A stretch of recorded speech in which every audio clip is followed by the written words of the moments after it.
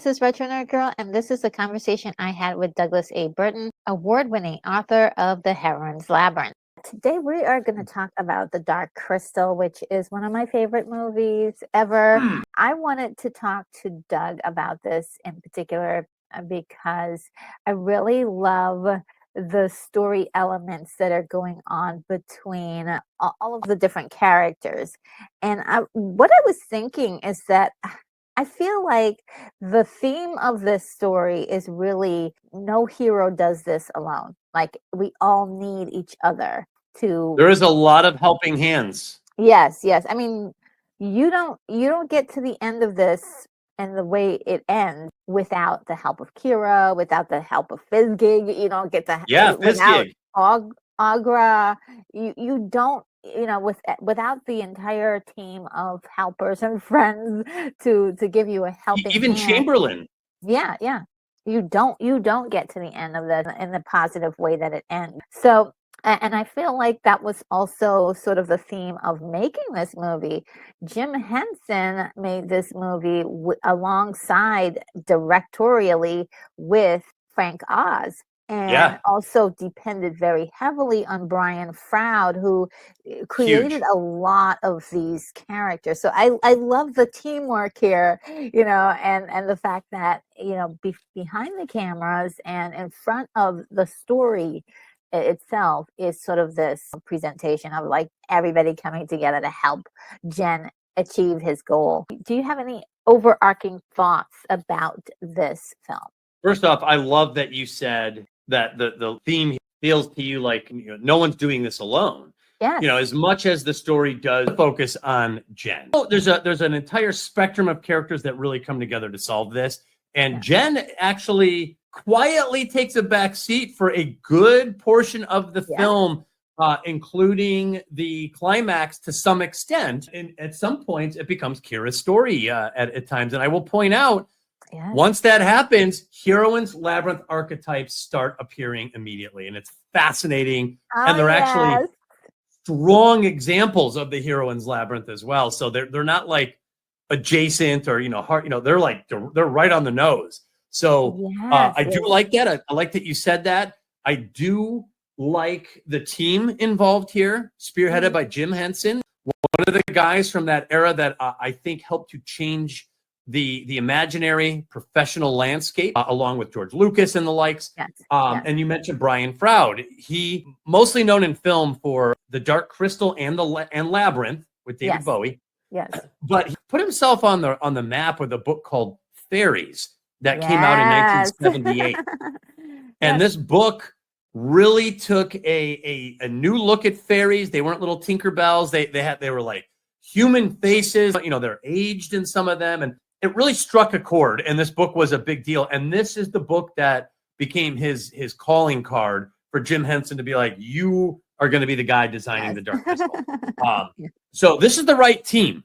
And I would just add, and I'm sure we'll get into more detail, so I'll just mention it briefly, but there's something about the Dark Crystal. It's not the most compelling story. It's not the most complex story. And yet it's so rich and imaginative. There's so many little details that the filmmakers decide to spend screen time with, like the little flowers that spin up, shoot off the log. Like they took time with that. That's world building. That's what makes us remember the world when you're a kid. You're like, remember those flowers that would shoot up, and you remember that. The Dark Crystal has that powerful aspect, that dreamlike landscape, the fantasy. And I think the Dark Crystal also adds layers of danger and darkness to it that are not as typical in kids' films. So there is a unique brand here, and I love it. Love it. Me too. Me too. Yeah, it's not the prettiest thing you've ever seen, right? Except for like maybe when they're in the forest at some point, it's gorgeous, and the landscapes are just beautiful. But on the most part, like when you're in the castle, it is, dark and dreary, but you see all of these different textures. And I'll be showing some stills so everyone will get a feel for what we're talking about. But this is just so rich. And the world feels so lived in. For it to be many times, a smaller scale, than the scale of, than life size, and also sets that are just massive and just incredible. There's so much energy put into making this look as real as possible. That is the part that really kind of takes you out of planet Earth and puts you on this the whole way through. planet. Yeah, Thra is the name of the planet, and we're gonna get some visuals here for us to kind of take a look at. I can add this to the stage. Awesome. The dark crystal. Just gonna lay out some facts for everybody. The Dark Crystal was released in 1982. As I mentioned before, it was directed by both Jim Henson, who could have just taken the credit by himself, but he really wanted the partnership of Frank Oz to do this. And this is definitely a Jim Henson production with all of the puppets and all of the incredible scenery and scapes that you would have seen in a movie that was done a little bit later, Labyrinth. You could get a sense for a lot of his handprint, his fingerprint in all of this. So this is really incredible. And even the picture you chose has sacred fire archetypal imagery. Ooh. And you see this a lot, and you see it a lot in movie posters when there's a snapshot of just the story. You see the hero in this case. Now there's a heroine standing right next to him. Yes. But the sacred fire imagery is twofold. One, it's usually bright, colorful, or luminescent, and this is clearly luminescent, like fire. It's held, and it can be taken from you. So those are a few aspects. Two, it has a double meaning. One, it represents the individual quest or cause of the hero or heroine, which this does. All these characters are moving because of this one shard, for example. Yes. But two, it represents, and this is the amazing part, or the important part, the continuity of something that came before the hero and the heroine existed. Something usually cultural, in this case mythological, but there's a continuity aspect to the sacred fire. And that's what gives it such power and gravity. Ooh, yes. This something that represents continuity from before is in the hands of an individual. And what are they going to do with it? And that is so powerful for stories. And that's why they make such great snapshots. And that's why this image hits you, and why it's hitting me now. And I'm like, oh man, here we have it. The sacred fire. Yeah. He's holding the sacred fire. Yes. So good. So good. I love that. And as you can see, even like as a kid, an image like this just makes you go like, what is that? Exactly. It's just it so immediately incredible. grabs you. He's involved in something, and he's holding something that's so important. He has to hold it up. And it's obviously so important that it's central to your vision. Your eyes are drawn right to it. So what is this thing? What's he going to do with it? You can't help but ask that when you look at an image like this. Oh, so good. So when the story begins, we get a nice narration, and the narration really doesn't quite tell you everything, but it tells you enough, especially if you're following this for the first time, or you're a kid just trying to figure out what is this interesting world that we're diving into. And so we get this information that there is a crystal in which the Skeksis are focusing on this dark crystal that has been shattered in the past. Up in the rafters in this picture are the pod people. They're actually slaves. Yes, they're enslaved. So these guys are the bad guys. Now, I saw something where somebody was like very confused whether the Skeksis were bad. And I'm like, they are bad. Like, can we admit that these guys are nasty? When you round up people and enslave them, you're the bad guy. You're the bad guy. You are the bad guy. I think that's very interesting of our society to say that people can't actually tell the difference between the good guys and the bad guys. At least for sure, we know that these guys are doing something terrible. Now, the story from lore, which is not mentioned in the movie because it's just not enough time. These guys came from a planet that was the furthest planet from the furthest star, which from the furthest part of the pure universe. Fairy tale language right there. Isn't it great? Yeah, isn't it great? They are actually Skeks, a light being, in which in their society really grasped hold of this balance between the light and the dark, but mostly they live in the light. there was a group of about 18 of them that had a very different view of things. They wanted to connect with their darker side, and they used the crystal, and the crystal transported them to this world Thra, which they are now living on. And when they came to the planet initially, they were actually trying to do good, and they were doing a great job. They were trying to help the people. They were showing them all sorts of different things, and they made friends. And then the first great conjunction brought them to Thra. And the second great conjunction, well, that's when there was an incident in which one of the Skeks was not ready to leave, and they all split in two, and that created the Skeksis and the Uru. Now, the thing that's really important is that they are connected. So whatever happens to one physically happens to the other one. The Uru gets a cut if the Skeksis gets a cut. If one dies, if the Uru dies, so does a Skeksis. So they are completely connected in that way, which is a fascinating concept. Totally, it's the doppelganger effect. Yes, and I absolutely loved it, especially from the storytelling. There's so much that you could do with that information, and they did play with that a lot in the movie, and they showed us examples of such situations. It starts off with the Skeksis drawing some power from the dark crystal, and this is where you get to see how these guys brought these puppets to life. There's breathing, and you know what I mean. And the head movements. Yes, little subtle head movements. Not they're supposed to be still, but they're moving like humans or something that was alive would move. And it really, really takes you. As soon as you see these images, you believe into the reality of it. Yes, agreed. Because it's like, it just sucks you right in, and you're like, oh, they're alive. This is not a picture. This is not a still puppet that's dead. These things are alive, and they have personalities. Each one is different. They give you a chance to see them and how differently they're dressed, and we get this really nice focus of what this story is like healing that crystal because of the damage that it incurred during the second conjunction. So when we go to the Uruks and their little village, which is in stark contrast to all the dark colors and all the gothic kind of flavor of how the Skeksis look. Almost Baroque. Yeah. Like a Baroque Renaissance jewelry, fabric, patterned. Pearls, everything, yeah. Yeah.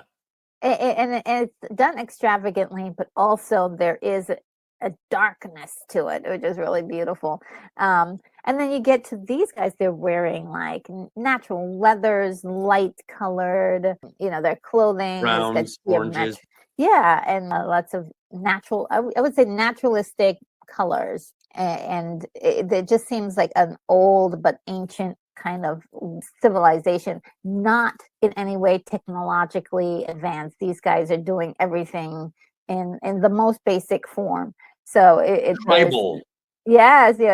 And go back real quick. You have spiral imagery there. That always jumps out at me. And they continue this imagery in the. I always wonder if there's a theme to the spiral, and in this one, it is galaxies. That there's in fact, I think that spiral there is a galactic map of planets, which we see again as a contraption in an industrialized version elsewhere. Yes, and this is just wonderful. Thank you for pointing that out. We get this little scene here with a Gelfling that has been saved. He's the last Gelfling, according to what his father or guardian has told him. The lore. That he was saved during a time when the Skeksis killed all the Gelflings. And the reason why, just to give it a little background, was the reason why they did that was because there was a prophecy in which they wanted to make sure that the dark crystal was never healed, so they can live forever on Thra and completely ravage the world and remain separate. They did not want to be reunited with the. So that was, Right. that was something that they really did not want. And also that wasn't part of the prophecy that a Gelfling would destroy them. Yes, Jen, who is the last Gelfling, believes he's the last Gelfling, and Right, everybody believes that he's the last Gelfling. He uses a little bit of magic storytelling here, showing us a little example of the dark crystal for him to visually refer back to later on. And it actually is a setup for something later where he has to choose the proper crystal, which is very excellent. I love that they thought about that in advance, giving us that setup. Yeah. And this scene, by the way, right here reminded me so much of the scene with Yoda and Luke in Return of the Jedi, where the old mentor is at his end. He tells them some information about his identity, and then he dies, and then he vanishes. I mean, it's almost identical to Yoda. And you have Frank Oz involved in both of these scenes. So there was a very similar architecture to the two scenes here and then Return of the Jedi. This came out first, by the way. This came out in 1982. Return of the Jedi was 1983. So we have Jen, who is basically going out now on his journey. He does not want to do it. And that's a refusal of the call. Yes, a refusal of the call. And I love that because, but it didn't take him very long because he's like, okay, we'll go out on this journey. but that's okay. A lot of heroes can reverse course quickly. It's symbolic to reject it at first. It doesn't have to be emphatic or drag out. There should just be an initial rejection. That's the key aspect of that archetypal design. Yeah, and he's been protected and sheltered in this village. So when he's out on this journey, he is a fish out of water. He does not know where he's going. And easily at this point in the story, it could have just been lost in the forest. And, the story would have ended there. The great conjunction would have happened and poor Jen would have been lost. But meanwhile, the emperor is dying, who is connected to Jen's guardian. He disappears, but at the very same time, the emperor here is dying. And he dies in a very, I would say, gruesome way, just like shivers. Like, disturbing. So funny. He's like writhing and like he's fighting for his last breath, and then he just like falls apart. Like, and then right before that, he has this like someone like reaches out for the scepter, and he's like, "Mine, this is mine." So he's like the emperor to the end, And that's a source of a little bit of internal problem with the Skeksis because of his, selfishness. He just doesn't want anyone to be the leader. We've got his like right-hand man here is like, I'm reaching for it. He's like, no. And then all these guys are like, okay, we want the scepter. And they're waiting for him to pretty much die.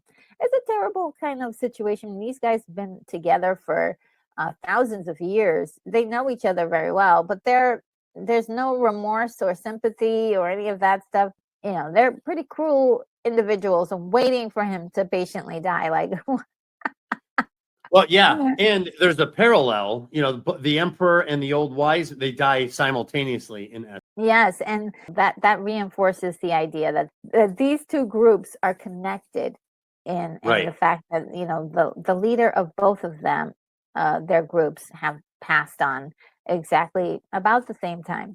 On Jen's travels, he meets Aughra, who is a very fascinating creature. She was actually born from the dark crystal, and she's pretty much a nature child of the planet. Also, the old crone. There's a little bit of the old crone, the fortune teller. Those are archetypal type characters that she embodies, often female. Yes. Oh yeah. She can actually speak to all the animals. She can speak to the earth. So she's really connected to all of this, the nature of it. So we have this kind of battle, not so much like this that I've seen happening here, nature versus sort of not necessarily technology, but something else, like people who are against nature, which is Yep. the Skeksis, who rape the land, who enslave the people, who don't really care about. They're Right. just taking as much as they can from the land. Whereas you have all of these characters who are more about the world and nature Harmony. and yes, the harmony of nature. Yes, I love it. Um, so one cool thing is that she has the Stygian witches motif with the eye Yes. that is just sort of like, you want to pop that back in? Yeah, is that really how you want to? That's how this character is introduced, by the way, is with that Yeah. scene right there, holding this eyeball.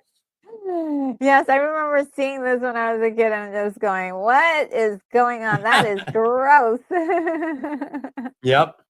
And she, like, even her hands, it looks like she's been digging in dirt, but that's just the nature of, like, she is of the planet, she is of nature. She take Jen back to her observatory. Let's see, Yes. I'll show you a picture of the observatory. That is my favorite set in this whole movie. Isn't it gorgeous? Yeah. That incredible, almost steampunk contraption that they have sitting in there of the planets in orbit. And then they turn it on and this thing rotates and like it has gears. I love it. Yes. And we have that circular motif you were talking about before, and just the pattern that this thing is following.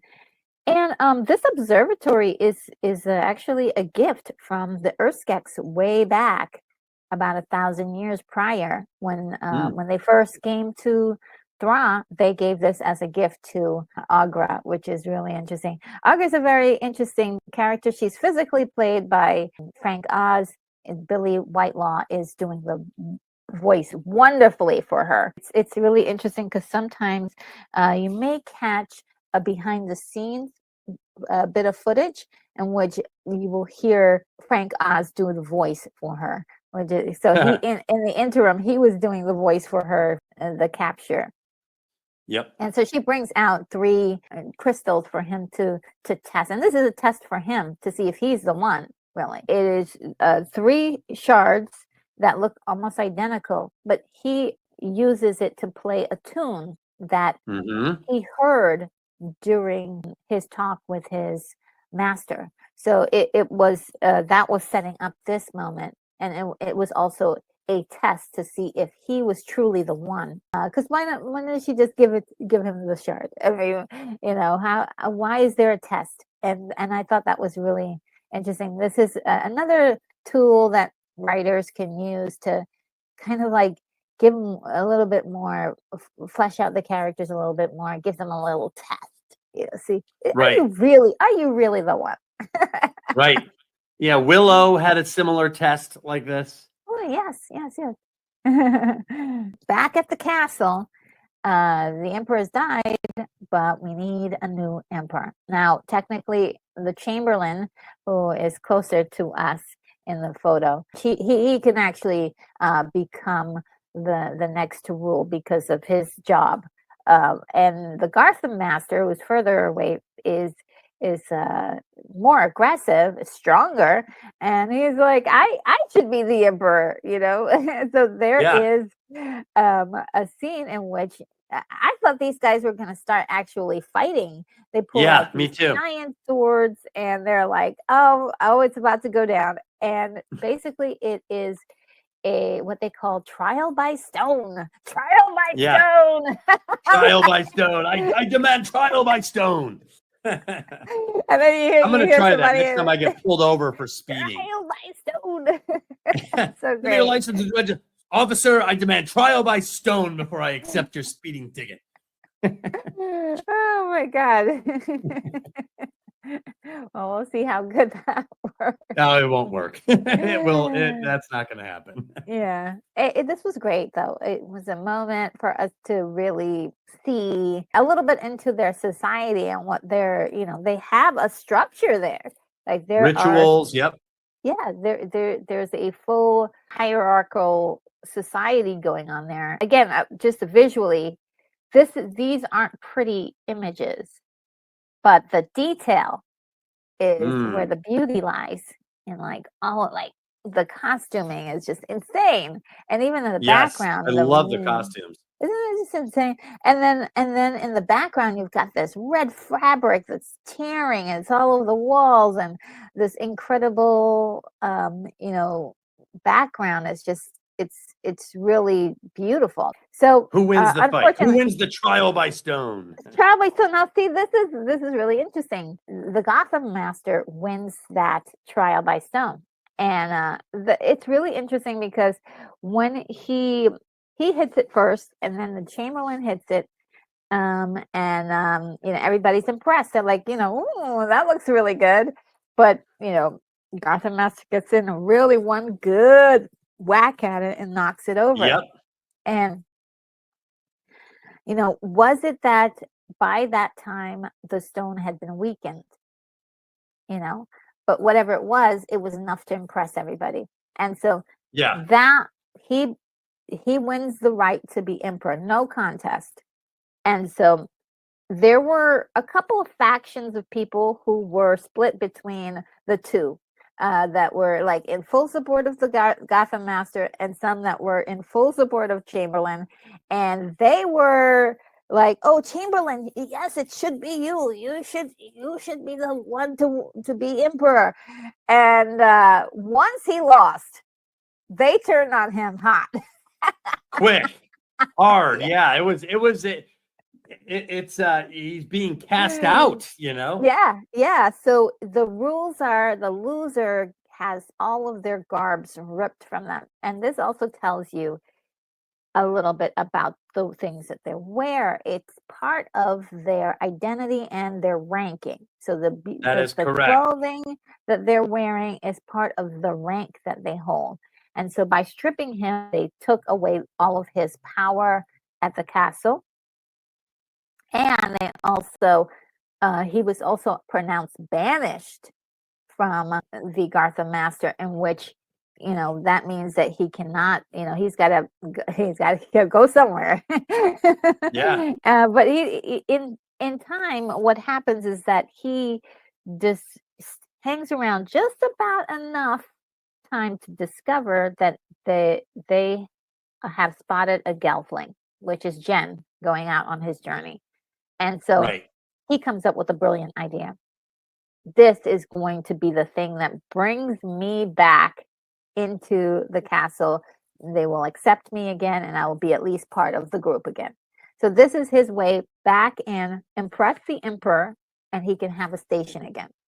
So you can see the light bulb going off on his head when Right. I was like, he's like, ooh.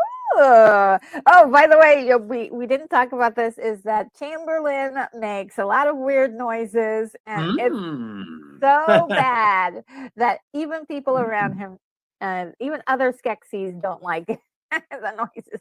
Yeah. Yeah, he's always like, Yeah. Because the Gotham Master's like, would you shut up? I don't want to hear your whimpering. Yeah, it's funny. I actually turned on the subtitles to see what they would what they called it, whimpering.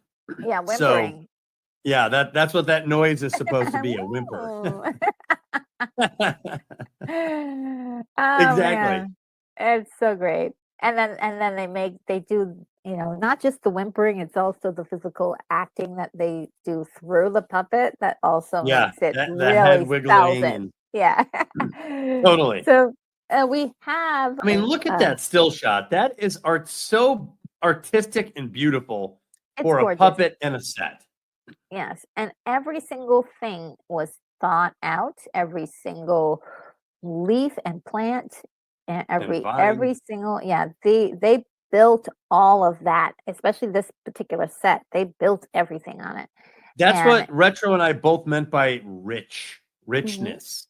The imagery is rich in this because you can drop your eye anywhere on that picture and find something compelling, and you can go into the background, you can go into the foreground, you get the colors.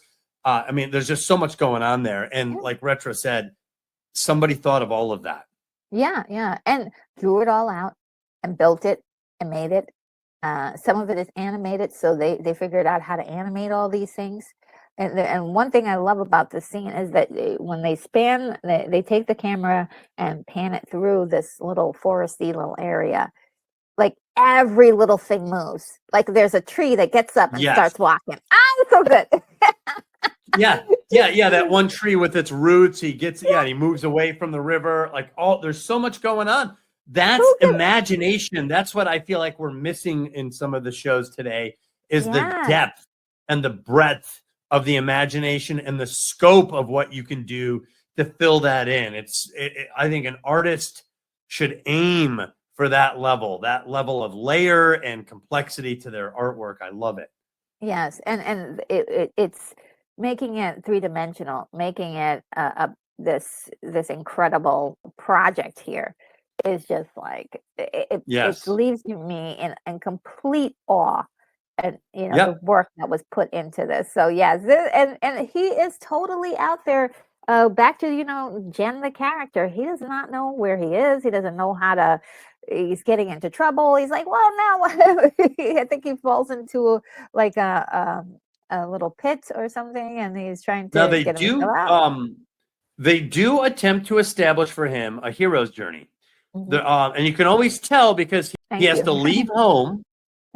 And they show scenes of him passing through what's called liminal space, which are open spaces like forest or trails or mountains.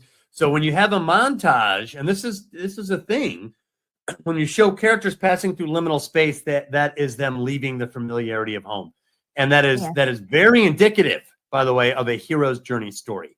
You are moving away from the comfortable confines of home and into the uncertain, unpredictable liminal space of wilderness, empty construct where you don't know what you're doing. And that's very clearly established, like Retro just said. He is a fish out of water at this point. So that's hero's journey stuff right there. Yeah, I love it. I love it. Yes. Yeah, I absolutely love it. Because you feel like you want to help him. You feel empathy for him because you're like, oh my God, he doesn't know what he's doing. He really needs some help. Right. And he needs help. As a viewer, you want to help him as well. Like, no, don't go that way. Totally. So you start to root for him, just a little. And then vulnerability makes you empathize with characters. Yes. The less vulnerable they are, the less you will empathize with them. And that is a rule Hollywood needs to remember. Yes. So now we've come to the part where we're meeting Kira for the first time. She is so cute. I remember she's a perfect like fae, right? A perfect fae. This is what you come up with. This is what you imagine. Yes. So adorable. And I just seeing her for the first time, I was just like, oh my God, she is so cute. So physically, she brings out that cuteness quotient that you're just sort of like, oh my goodness, how adorable. You don't want anything to happen to her. You hope that she's a nice person and she's going to be a part of the story. And she is. Now, when she's falling into what almost looks like a quicksand, but it's not. But he's thinking, and they're reaching for each other, and she's like, "Oh, let me help you." Right. And they do something very interesting. They have a dreamfast, which I love that they introduced this really cool concept is that by touching, they were able to share each other's story in this really cute little montage. And it was just so well done that it gives you a background on her. She's a Gelfling as well, who is saved by the pod people, and they raised her. And and they show a couple of pictures of Jen and his guardian looking after him, and just the cutest little pictures of them bonding and learning and growing up. So I thought that was so sweet to add that to the story without giving us like, let me tell you about my past kind of thing. It just happened very quickly. And we get these images and they stick with you as the story goes along. Well, Do you remember me telling you a couple streams ago or discussions ago that one of the things I've been examining and considering as another possible archetypal design is something called the magic language? Kira does this in this show. So, and it doesn't exist until she comes into the show. A, the dream fasting, and B, she's the only one that speaks the native language in this forest. She can like call upon the animals, almost like Snow White, right? So there, I am starting to believe that this is a thing with heroines. I got to figure out why and what it might mean and why this is so recurrent, but it's something I've been sensitive to. And while watching this, the second Kira came in, also notice she doesn't set out on the journey. The journey comes to her home. So in a classic heroine fashion, or it is her home space that is touched first by this. She doesn't set out. Secondly, she does seem to have the magic language, which is amazing. And like you said, beautifully done, augments the world building in this in such a special way and makes her instantly compelling. Oh, yes. Well, and I think I really love the fact that you brought up the fact that, the journey comes to her because the forest is really her home. She really is at home when she's there. And you can consider the forest a labyrinth, right? Because it is like, there's so many different. There's so many different things happening in there, and there's so many corners. She knows it inside out. And Ken needs somebody like her to guide him through this thing because he's not going to find it. He's going to just fall into the quicksand and die right there. Right. So I've noticed a couple things that are archetypally unique in this story. Yeah. One of them is for hero's journey stories, the person that helps guide them is usually the wise mentor. She's not a wise mentor archetype. She is clearly a feminine heroic partner. No doubt about it. And in fact, at times the story seems to focus on Kira as the core part of the story. It's very unique that the hero who has trouble does not encounter a wise guide here who helps guide him through. He encounters a feminine heroic partner who is kind of not as equal. She's kind of the one who's got an upper hand here. And she is interesting and powerful in her own right here. And he needs her more than she needs him, for sure, at this point of the story, at least. Yes. And I think like almost immediately, and maybe it's because they are only, they're the last Gelflings. She's completely signs up for his journey more than he does. Like she's really like, oh, yes, she adopts the hero's cause. Yes, it's very, very interesting because, and I love that because she could just continue on her way, and maybe she would have been found by the Skeksis eventually, but she did not have to join him, but she did. She breaks from archetypal expectations in multiple ways. You actually pointed out one that I had not considered, but I think you're completely right. Usually it's the hero that adopts the heroine's cause. So in most stories, the hero will encounter a character like her, a heroine, and she's the one who's got a cause. She's the one who's like, this is there's a problem in the world. You're a selfish something, don't you get it? And he's like, you know what? And at some point in the story, he's like, I'm on your side. I will fight these guys. So usually it's the hero that's brought into the heroine's cause. Here, Retro, you're totally right. She adopts the hero's cause. That's a second major subversion of archetypal expectations. And there's another one at least at the end that I think is fascinating that I'll get into when we get there. Yeah. And even though it's different, it doesn't wreck her as a character for you. No, not at all. It enhances it. It enhances it the way it's done, the way it's handled. A writer, the idea of adopting a cause, right? That's the general sense. If you zoom out, it doesn't have to be the heroine or the hero adopting the heroine's cause. That just happens a lot in heroine-centric stories. And even in the hero's journey, heroes tend to be out there, and then suddenly they encounter a heroine, and pretty soon that's the cause they're fighting for. So it happens. So here we have a subversion of that theme, but we still recognize one of the two characters saying, this is an important issue. The stakes are high, and I'm going to fight on your team. That's the important part. So it doesn't matter who does it. it's rarer to find this version of it, but it Mhm. works and it's great. Like it doesn't detract from either character. Oh yeah, it works absolutely. So they're getting along splendidly. There are these things called the crystal bats that Oh the yeah. Gartham Master is able to control, and they are able to see things and report it back to the crystal. So they have found these two Gelfling, and I mean, they go crazy. They're like a Gelfling. Oh, they're really not down with the fact that there are two of them now. Yeah, And they're like so, panicking, right? oh yeah, so they send the Gartham guards out there to track them down and get them. The hunt is afoot. Well, and I gotta say, one of the things while rewatching this, I was like, man, I remember this from like childhood, especially.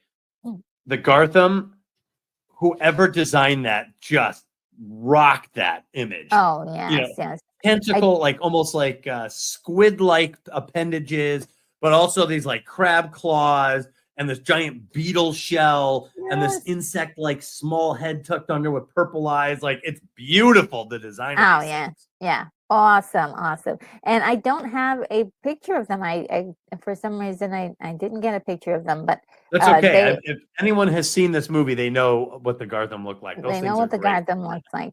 Um, so Kira takes Jen to the pod people, and this is really interesting because you get an idea of this is actually a picture of Jen when she was a baby with her pod mom. They are so jolly. They're playing music. They're alive. Their culture is very jolly, and there's so much going on in that little village.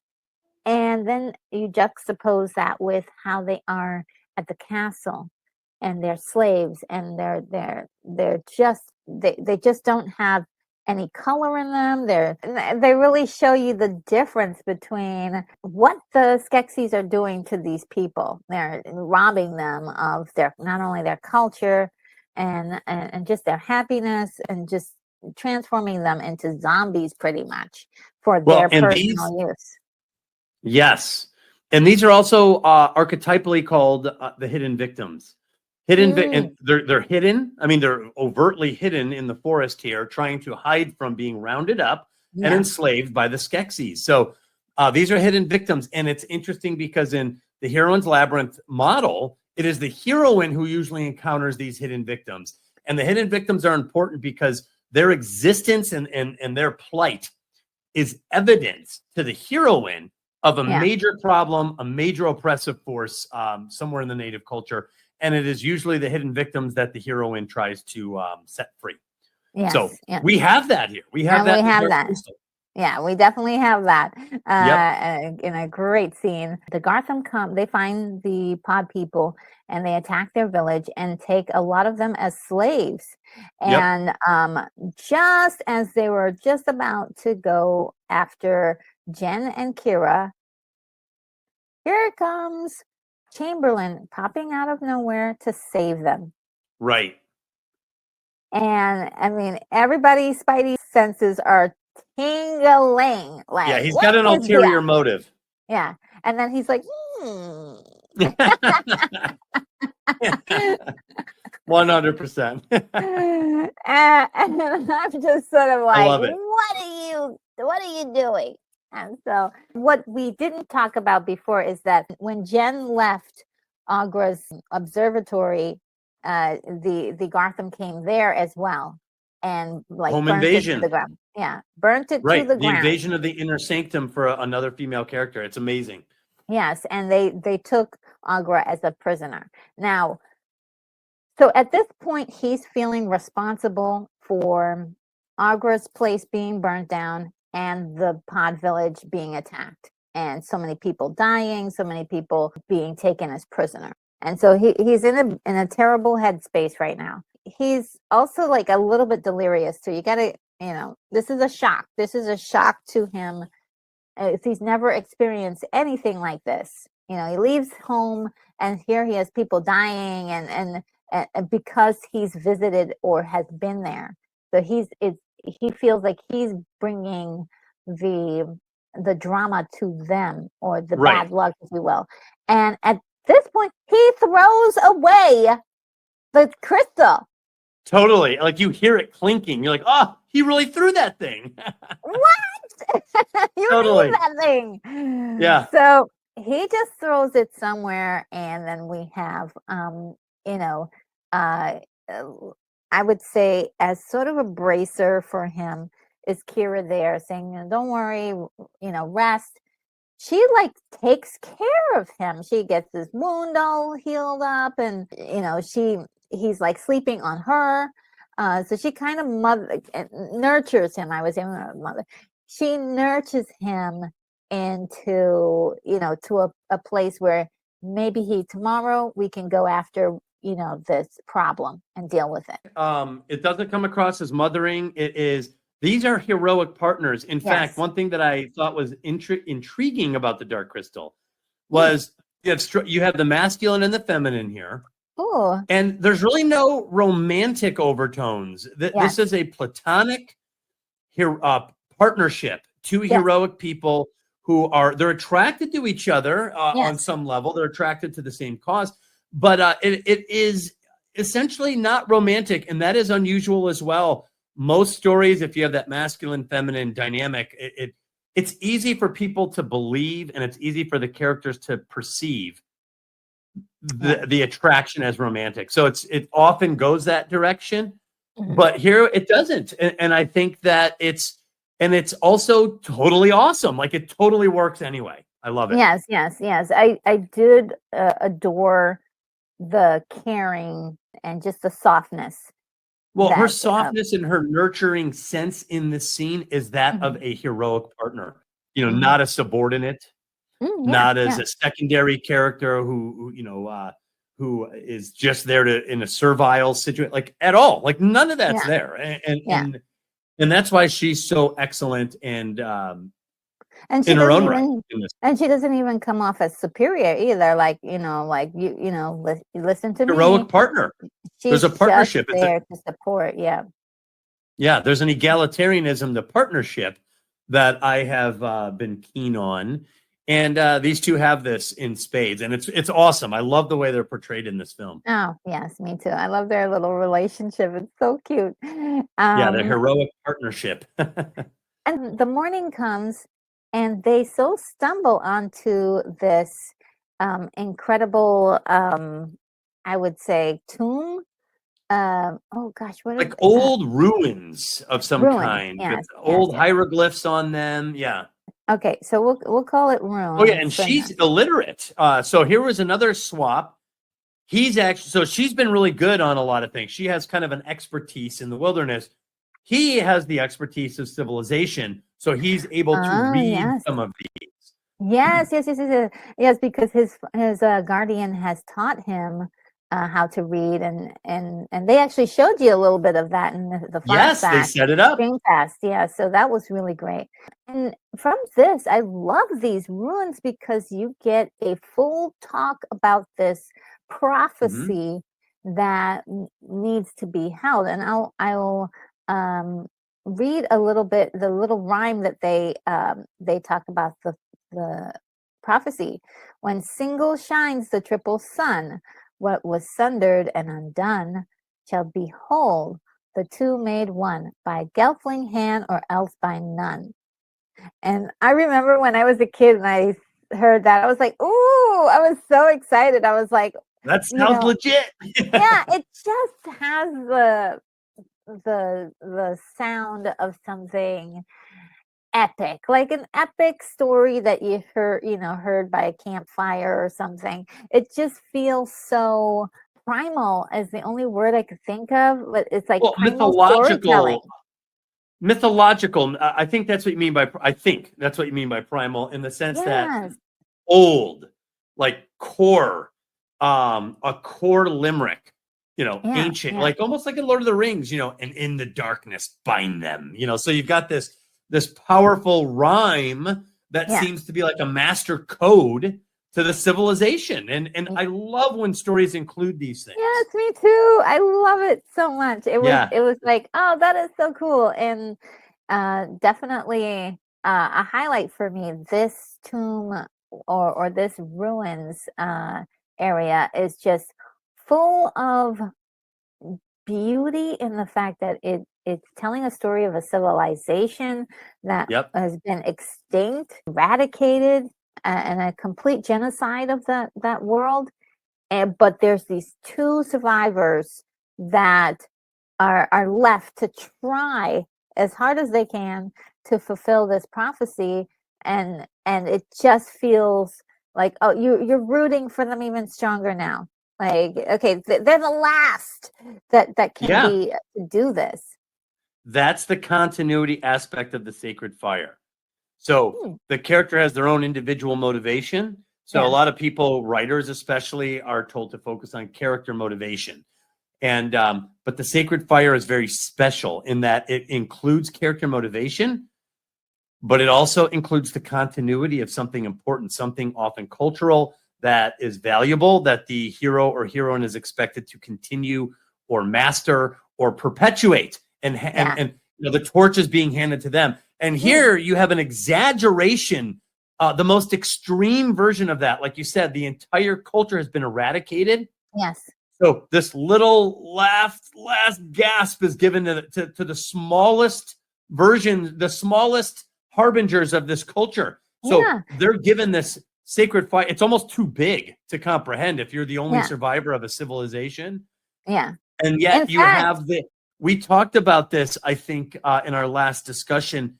I was mentioning the King's Speech, where you have the old pictures of the old monarchs staring down at the king, at that who's a stutterer. And you know, so anytime you have this imagery, the pictures, the mythological story in tapestries or etched in stone like this, looking down over the hero, it's the smallness of you, the individual, against the whole of your culture that you're expected to continue. That's the continuity. So that's why these images are so powerful, because you sense this kind of unspoken demand that he continue this somehow. And by the way, that's why a lot of stories include the word return of the king, return of the Jedi, because it's the return, it's the promised continuity that looked like it could be disrupted, that the hero or heroine brings back. Yes. And when you talk about flame, it almost feels like these two are the last flame for their species, you know. That's exactly correct. Yeah. This is it, guys. Right. So now the primal reality is that's true of all of us, right? You know, we're you know, our parents made us, you know, and you know, so we carry our family's traditions, we carry our culture's traditions, and all of us must find a way to pass this on somehow, whether it's through kids. That's the primal core root idea, that you pass it on with kids, but you can pass it on with knowledge. You could pass it on in a million ways. You could pass it on with art. You know, you've saw it, you've seen your culture, and now you paint the culture, you sculpt it, you do so, and you leave it behind, just like that person did in that relief in the background. So, you know, continuity from the native culture is a very powerful thing, and it's passed on to you, the hero or the heroine. Yes. Oh, I love it so much. It's an identity facet. Now, anyway, I'm sorry. just to give, no, you're good. Just to give a background on this mural here that we're seeing, it is actually, if we go back in time, okay, about 1,000 years. Back in time. We jump into our DeLoreans and go 1,000 years back in time. That these murals were actually put there by the Gelflings after winning a war. They discovered that the Skeksis were stealing their essences so that way they could look and preserve themselves and look younger. And so they were doing it on a mass scale to their people. And so they retaliated in war, in which they won initially. But then the Gartham Master created the Gartham Guards, right? And so they tipped the scales. They tipped the scales and won that war. And so the as a last resort, the Gelflings sought a mystical source, and they got a vision, a prophecy vision of this particular prophecy of a Gelfling, defeating the Skeksis. And so this is the final stretch of what was the sacrifice that happened so long ago. So it's beautiful in that fact. Like, these guys suffered, they endured complete genocide, and their last ditch effort was this ruin here, in which they were able to communicate in the future with Jen and Kira to pass along this story, even though Aughra knew about the story, and so did Jen's master. This is sort of like the cement, and it's saying, like, for sure, if you weren't sold on the idea before, this should tell you that this is real. It's literally etched in stone. Yeah. It's a yes. So moving on with the story, guess who shows up? Hey, our little whimpering buddy. The Chamberlain has been following them, and just prior to entering this particular mural ruin here, Kira sees the shard, which has been thrown away, and she picks it up. And I thought that was very interesting that she picked it up and she found it. It's extremely symbolic. Yes. Because the crystal represents the sacred fire. It's the physical symbol of that. So her picking it up is the symbolic, physical, her taking up the cause. So he threw away the sacred fire. He's giving up. She's like, no, this is important. This is important. We're going to see this through. We're going to follow. We're going to finish this mission. I thought that was incredible. I was like, wow. Because a few moments, if she didn't really pick it up, he was right there.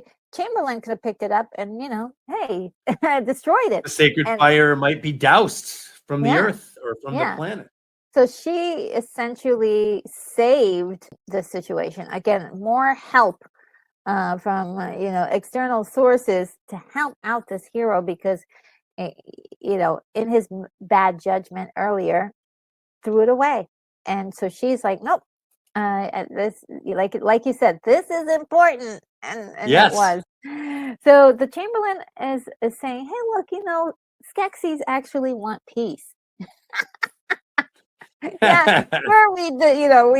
We eradicated your people, but we really actually want peace. We're afraid of you, and if we can just have a nice talk, we can settle all of this. And they're like, now this is the weird part about this scene, and I'll just spend a moment on it. I won't go too far, but Jen actually is buying into the story. And so this is where I was kind of like wondering if the Skeksis have the power of persuasion against other species to be able to convince him. Yeah, because he looked like he was taken in by not just the words, but almost hypnotized in a way. Right. And so Kira breaks the spell, if you will. Disrupts. Yeah. And she gets in. She's like, no, don't listen to him. And she, makes him come to his senses. Like, no, we have to do this. We have to do what they said on the stone. We have to heal the crystal. That was a defining moment. I think at that point, Jen actually is like, okay, yeah, this is what she's involved now. Yeah. Kira's involved. Jen is also now like, okay, we've got etchings on the wall. We've got this guy trying to convince us to do something we don't want to do, and it's like, it's definitely at this point, I think he's all 100% on board with doing. I think before he was doing it out of like, this is what my master told me to do. this is where I think I'm supposed to be. But at this point, I think he gets a little bit more agency about what he's doing, and I loved it. And Skeksis want peace. We're just simple folk in the world. And then we have this really awesome scene where Kira I love the is Landstriders, by the way. Love the Landstriders. yes, it's so they were so cool, and very complicated because there are people inside the creature that are actually like doing all of this incredible stunt work to to perform these characters. Very incredible work there, and we'll talk a little bit about that later. But Kira calls with her secret language these. That's right. It would be, she's like, Yep, that's very good, Retro. And she's so cute when she does it, and he's like, what are you doing? He's so Jen is also cute because he's fascinated by her and her abilities.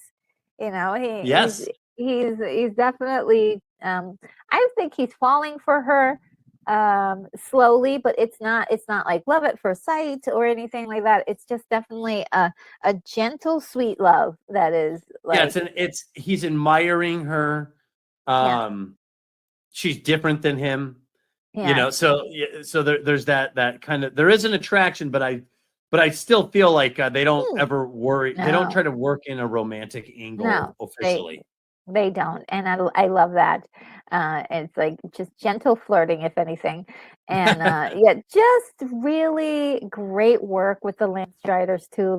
Them actually doing, like I said, the physical performance that you get from these creatures. Well, and they end up being like tragic figures. Yes. And so there's something about, I remember even from childhood, those Landstriders, the way they would move, they're taller. And they're in service in the sense of this quest, and they're the ones who make a sacrifice for it. So, I always loved the Landstriders.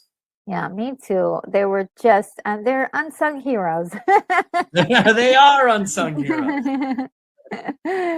But their heroic action may have saved the planet, and so that was and helped their group of Landstriders survive. And their faces look like seals. They have really long appendages for that sort of gait, that loping gait that they have. But so they're very unique design. I really love the concept artist here. They gave us something new. We haven't seen anything like these guys. Never saw this before. Yes, and again, how it's performed is also like part of the puppeteers. Yeah, it just astounds you.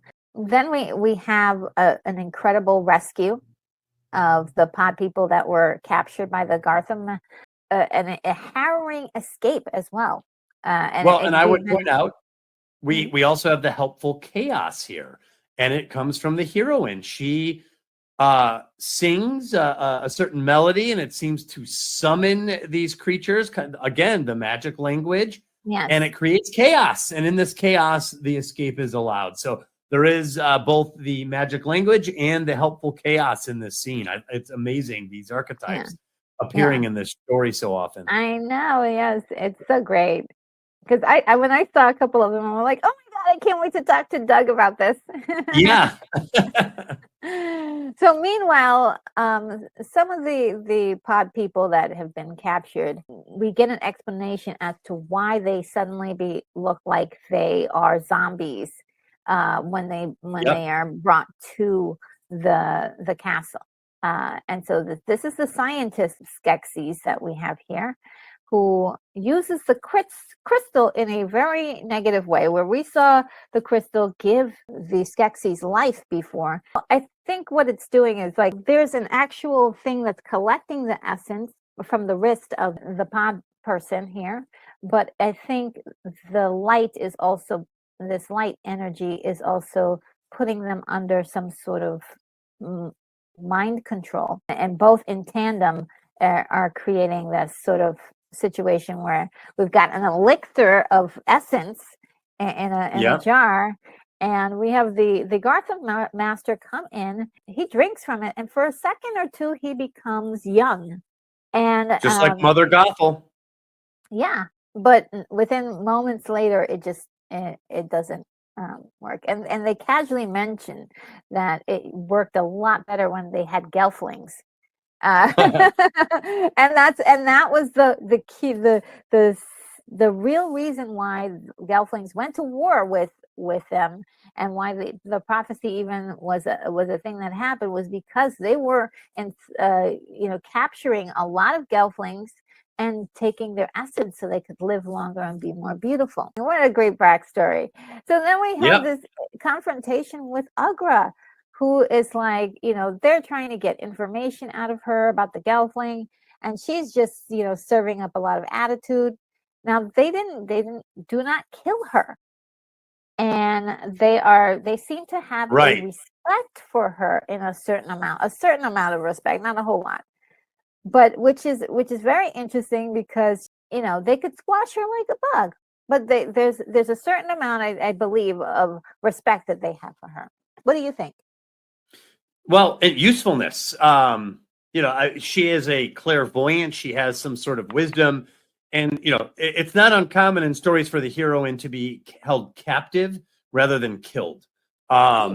Male hero warrior types are often expendable and killed off. Heroines are treated as valuable. And therefore, in fact, the value aspect of heroines is why they're held captive. So, and that's in place with her. They obviously, they want her. What they really want is for her to work with them, and they're kind of waiting her out. Yes, because she does have a certain amount of skills. She can, and she has worked with them in the past when they used to be Skeksis. Right. But at this point, all of that is in the past. Like I said, these guys, when they were Skeksis, they gave her that observatory. And so at this point, there's some prior relationship there. Yeah, there's a prior relationship. And so at this point, they were willing to burn that down to the ground, but they're just not at this point ready to offer. To offer. And at the same time, we get this, this incredible movement by the Uruks, who have been the migration very docile. Almost. Yeah, very, very docile at this point. They've been doing their own thing, humming every once in a while, those very low voices, like, oh, yeah. They're great. I love that. I love those scenes, yeah. Yeah, I love that they gave them something unique, that harmonizing in the lower registers, that was just like really gave you the chills almost, and just it was really cool, because here they come.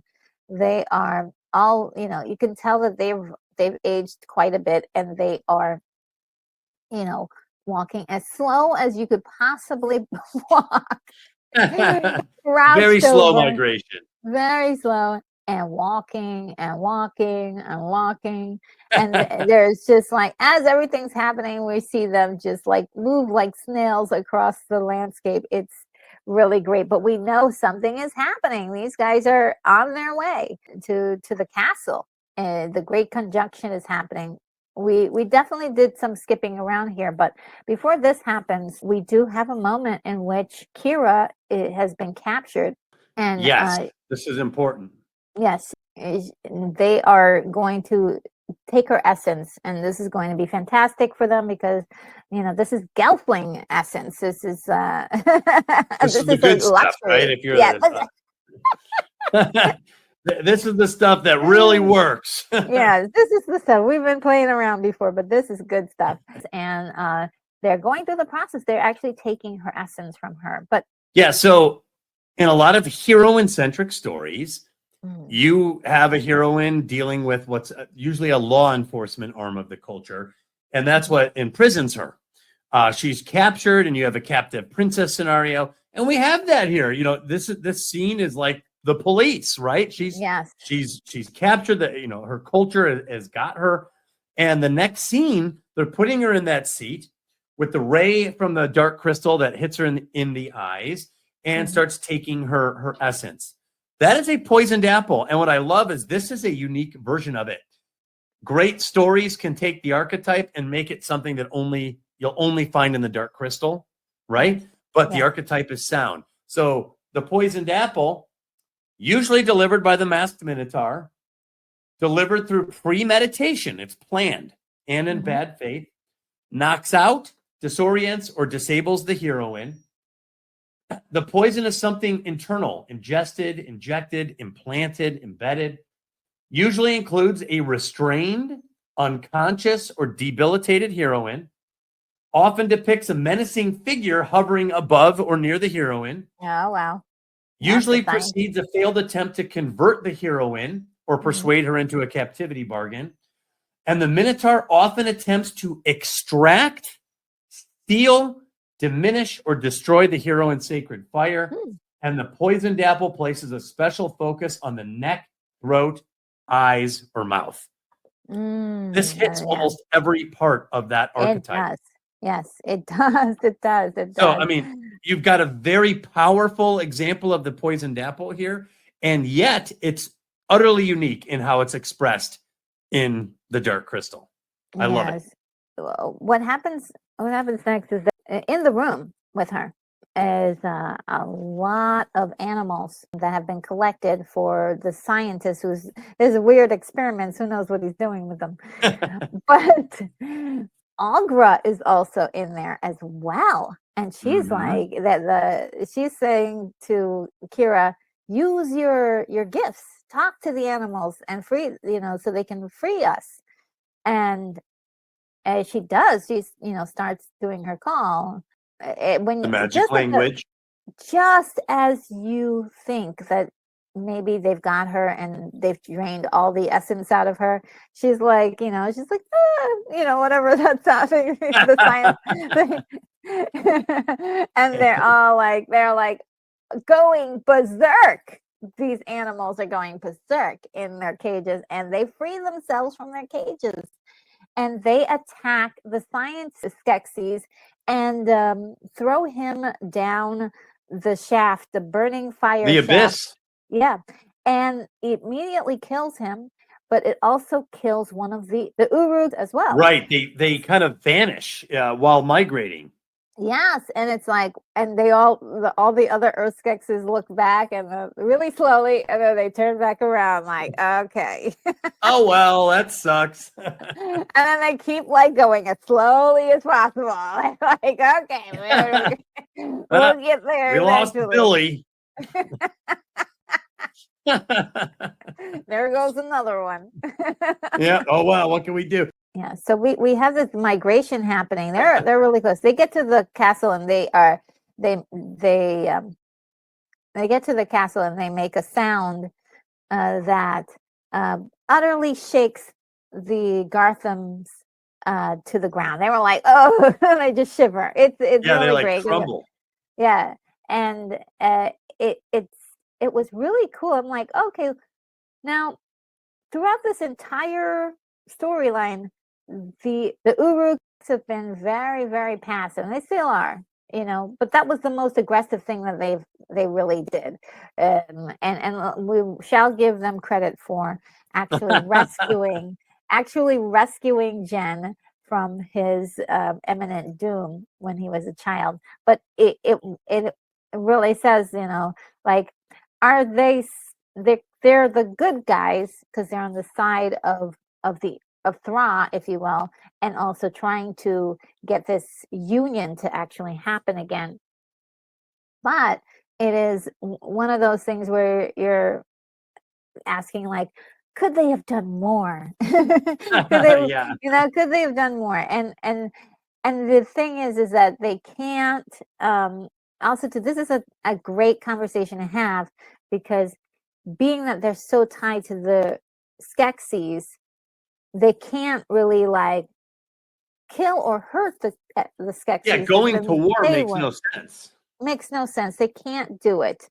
But and the Skeksis absolutely hate these guys. Okay, they absolutely hate these guys so much that even the temptation of having youth, unlimited youth with Gelfling essence juice wasn't enough to keep them, keep them or have them have the Gelfling stay around. They were like, nope, eradicate those guys. They did not want to reunite with these. Well, I actually got the impression that they killed off all the Gelflings by extracting some of their, too much of their essence. Like, I know there was a war and they killed a bunch of them, but I also sense that they used a bunch of them for this purpose, and now they're down to the Podlings. Yeah, they're down to the Podlings.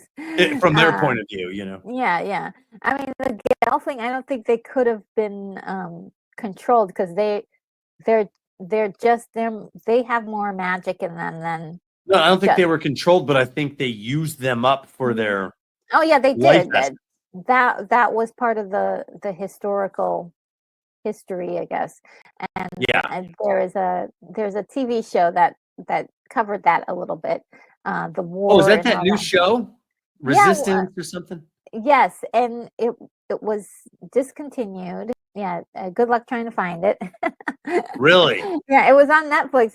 And they said it was really great, but they ended, not enough people were watching it, and so they what a waste. Yeah, it's really terrible, because they had everything in place to keep going with the story. And oh man, I think people just do not trust the modern studio system to take these old IPs and to do something worthwhile. I think that trust has been broken. Yeah, I think. What a waste. If you're saying it was good.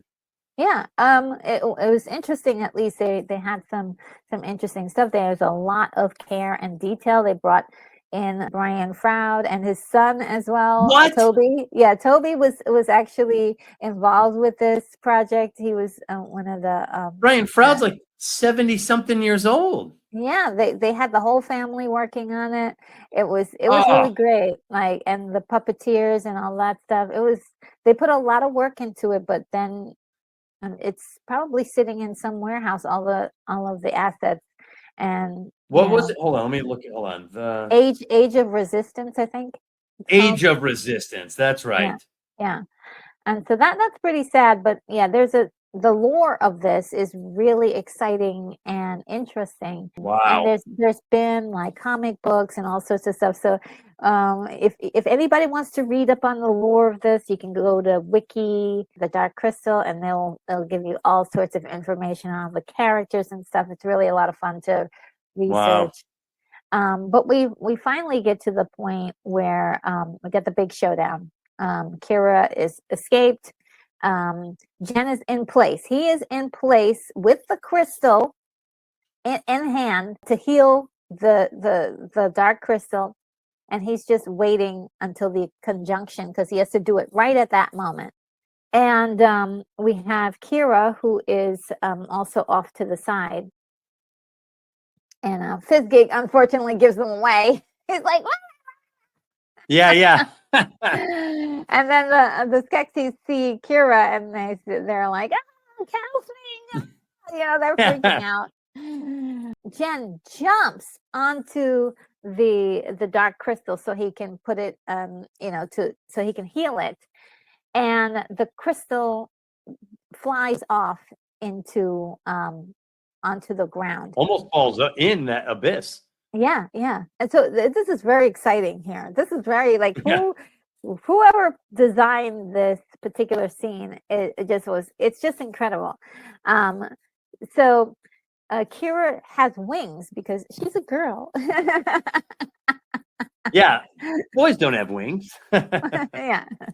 He's like, what? You have wings? He's like, yeah, I'm a girl. So cute. And, it was a cool line.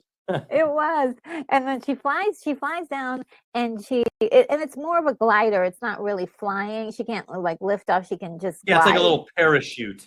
Yeah, which is really cute. And she glides down, picks up the stone. She's got the crystal, and you can see she's been affected by the light. She's drained.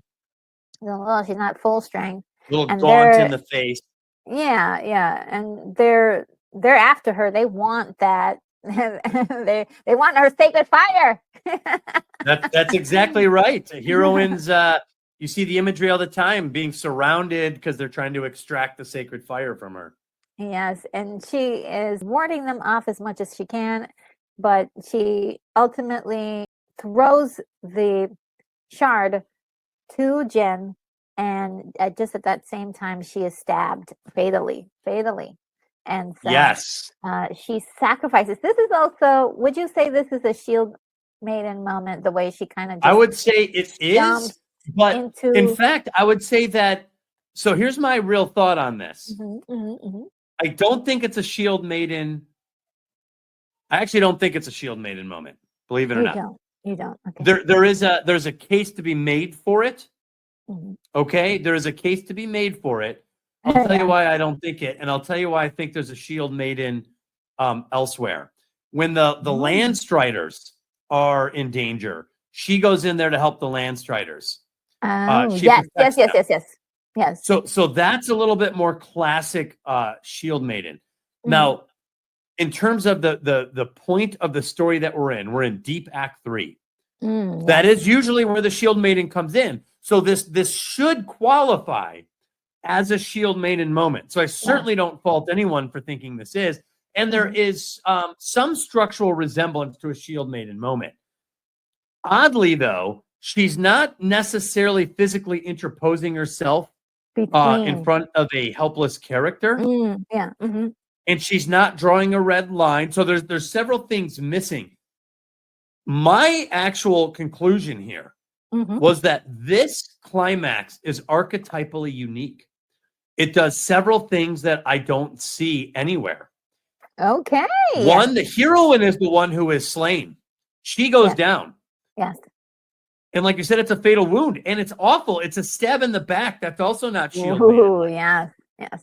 The shield maiden is usually front, facing the darkness, the malevolent force, the monster, the overwhelming evil. It is face to face, and she draws the red line. That is something, there's an outward radiance in this moment, right? Boom, you will not pass. That's the attitude. That's not really happening here. She's almost in more of a survival situation as she's scrambling for this shard. And she's surrounded by villainous creatures, and the one comes up and stabs her in the back. That is an opportunistic attack by a dishonorable character, obviously. Yes. So it's very unusual to have a heroine slain in the climax while the male character is observing. Yeah. This is very unusual. Very unusual. They even have imagery later of him holding her. Usually it's reversed. It's the male character is dying, and there's a heroine who's like, don't die, don't go, Yes. It's reversed here. He is slain, and he is the one who is like forced to observe this. And like you said, it's not like she's wounded. Usually if there's a heroine that is stabbed or injured, it's not fatal. So this is very, very unique. It's single combat. It's on enemy turf. So it's all over the place archetypally, and it delivers something we just don't see. When he stabs her, there is an immediate reaction you have watching this. Yes. You're like, oh my God, Kira just got stabbed in the back. Oh my God. I mean, it's an awful and it's a tragic moment, and the hero is standing off on the sidelines. So it's actually very archetypally unique what's happening in several different ways. Yeah. Oh man, it is a powerful moment in which you do wince at the events that are happening. Yeah, she's the one that goes down. It's not the warrior-minded hero. It's the heroine. She's the one that goes down. Yeah. And she goes down in combat, and she goes down in a survival situation. It's really awful. Okay. So yes, we have the moment we've been waiting for is the final moment of the prophecy. Jen puts the shard into the dark crystal and heals the dark crystal. Yes. That is also unique, that the male character is the healer. Usually it's a feminine character that serves as a healer. So there's a lot that is subverted in this climax. It's very unusual. Yes, I do love that we get this moment where he gets to meet the Skeksis, which we'll get a visual soon. But Kira is unfortunately, like, this is a moment where we're like, oh my God, this is permanent. I really feel like it's like, oh, she really is dead. And Totally. Here they are, the Skeksis. We got Aughra in the background. At the very moment of the conjunction, the Uru came into the room and they joined with the Skeksis to create the Skeksis. And the Skeksis seem to be legit cool people. Right. And so they're like, okay, we're off to our own world. And they actually bring Kira back to life, which is really awesome. And by the way, the resurrected character is another archetype. It's not specific to the hero's journey, and it's not specific to the heroine's labyrinth, but it is a recurrent theme I've found in almost, I'm not going to say every story, but it seems to happen with stunning repetitiveness. Yes. I mean, it's really incredible. It leaves you with a sense of like very uplifted. They go off into their own planet, and they go back to that strange world that they came from, and and they leave the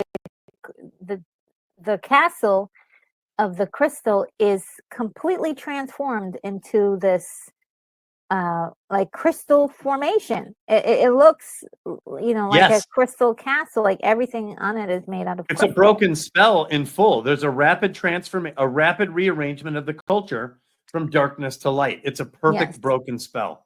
Yes, and all of the pod people under the spell of the dark crystal, they too have been revived and are now back to normal. they're back to normal, and they're so cute. I love those guys. And it just reverses a lot of the damage that was done at the end of the story. But according to us, at the close of this story, there is a sense of loss, but there's also a sense of gain at the fact that now we have this new world where Jen and Kira are the center of it, and Aughra and the pod people, they get to build a brand new world, and That's right. They get a fresh start.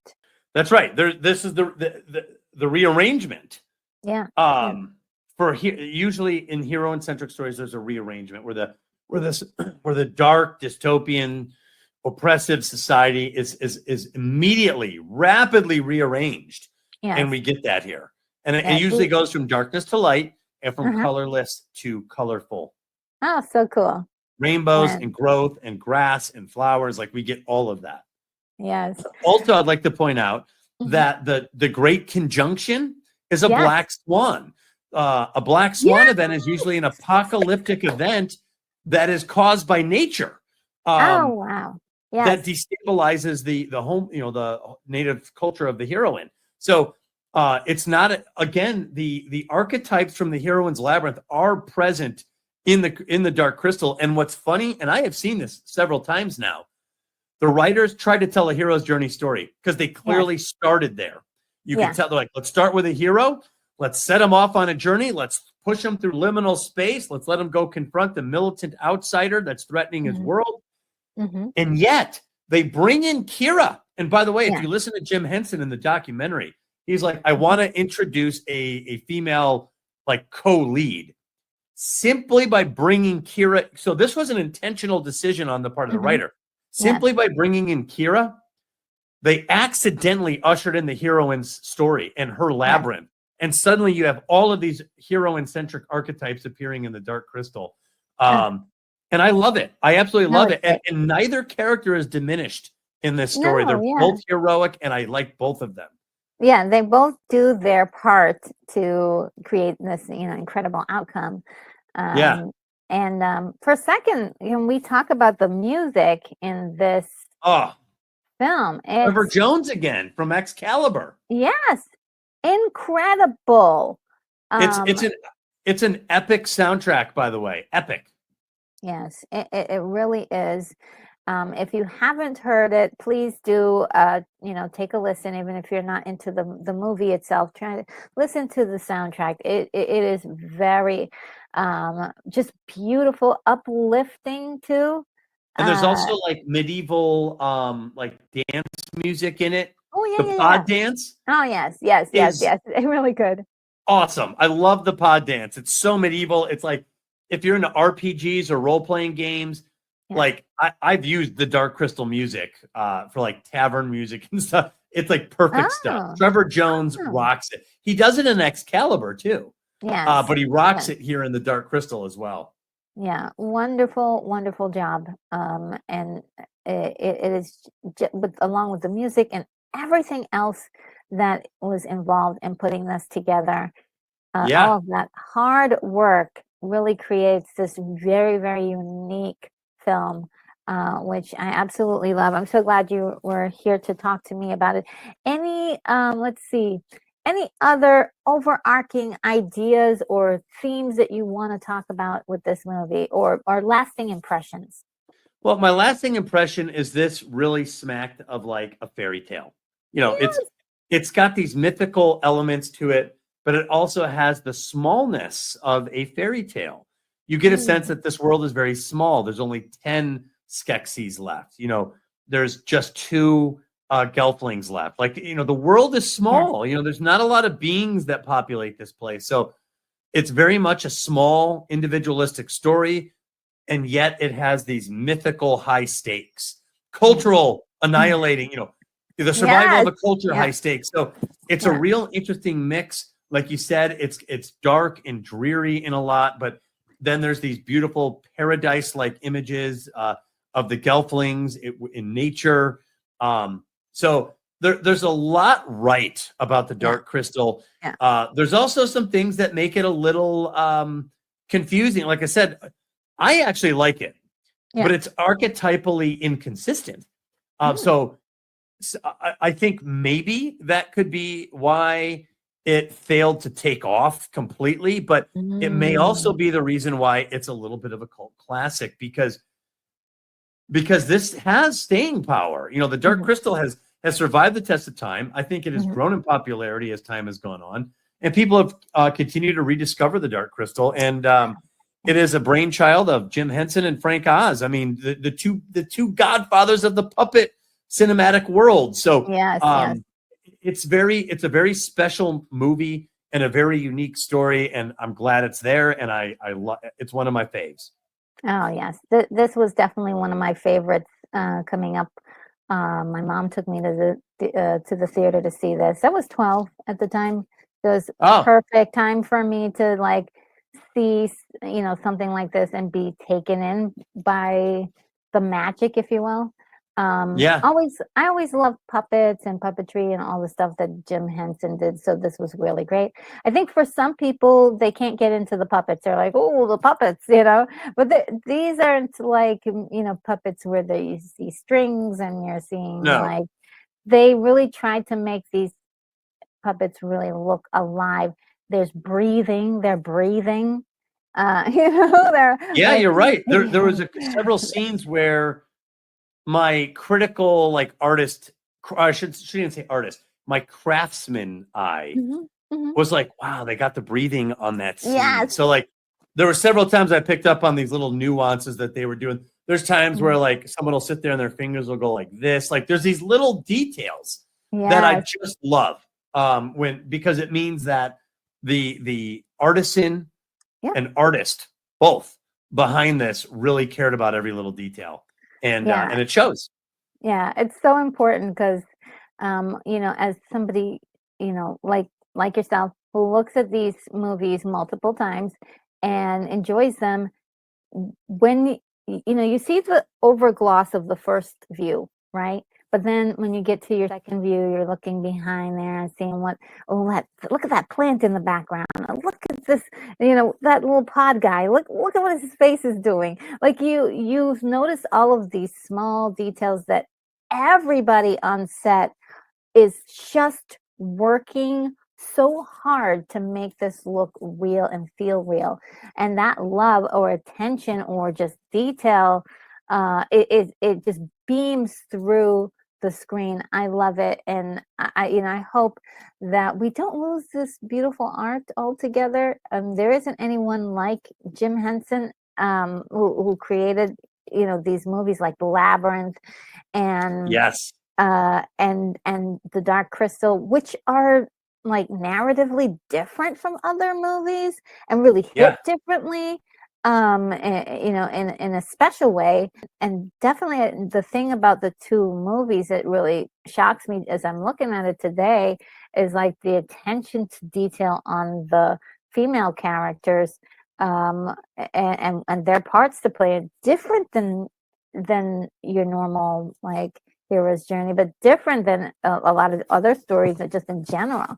And so we have this, 100%. we have this unique take on the feminine in here that I'm like, wow, that's so beautiful. Like it's Right. like a love letter into like the people in his life, so to speak, in a strange way. I'm not trying to read too much into his personal life, but it just feels like he understands something that maybe other storytellers don't really get.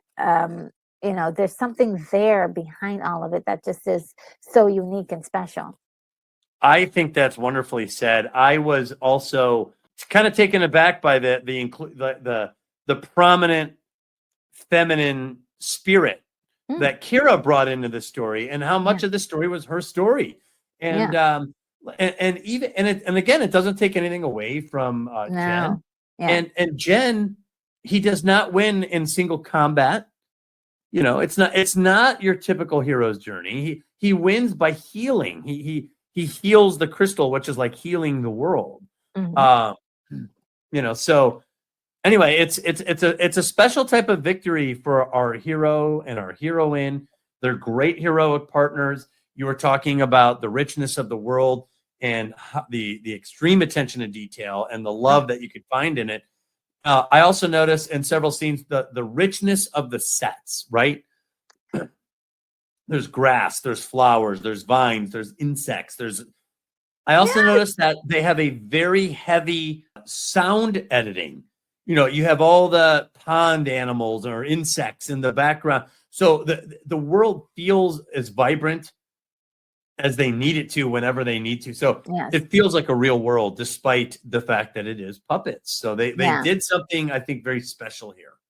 Yes, they did. It just is just I would say a very special movie, and I'm really happy and honored to be able to have this really awesome conversation with you about it. I learned some things today, and we're really dug pretty deeply into the story without going too far. So this is probably one of our shorter talks. Retro, you can never go too far. I know. I was trying to, I was holding back a little bit. I felt like we covered it, and we talked about some of the behind the scenes stuff. So this was great. And what a great movie that you picked to talk about. Thank you. Yes, thank you. For me to make more videos like this, please do a like, comment, share, and of course, subscribe. This will help the channel greatly. And without further ado, I will see you in the next video.